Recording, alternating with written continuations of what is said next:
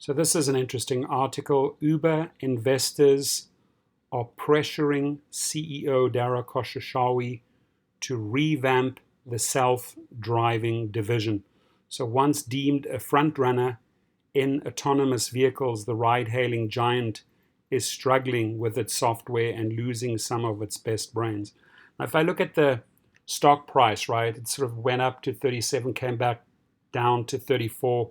There's just not much faith and much trust in this company when it comes to the stock price. And the people that put the big bucks in, the big money, like SoftBank, Benchmark Capital, etc., this was the initial promise that they'd be heading towards these driverless cars. And with that accident in Arizona, that person that was killed with Uber's driverless car, I mean, it took a massive step back, right? And it would have sort of put on the back burner, and the investors don't like it. But there's one line that really, really sticks out here in this article that I want to read to you. And of course, I'm going to put the link underneath for you. PitchBook Mobility analyst describes a nightmare scenario where Waymo develops its own network. That's obviously Google. Amazon gives free rides to Prime subscribers. And remember, Amazon acquired Zoosk, and they way ahead in the game as far as self-driving cars go. And Uber becomes irrelevant. Self-driving is the next smartphone, he said. You don't want to get left out. So that is their worry. I'll read you the article. I do want to give a shout out to my sponsor, Cova, the ultimate gig protection plan. The link will be below. You get 1 month free.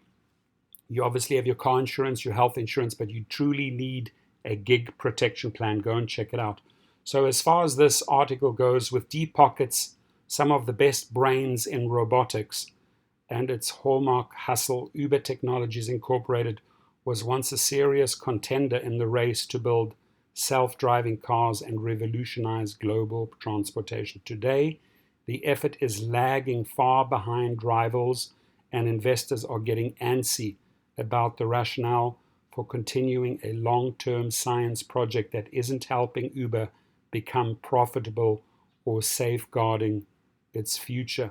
In recent months, the company's two largest shareholders, SoftBank Group Corporation and the venture firm Benchmark, have privately encouraged Chief Executive Officer Dara Khosrowshahi to find more investors. So they're eagerly looking for more investors for the division, which is expected to exhaust its funds by the end of 2021.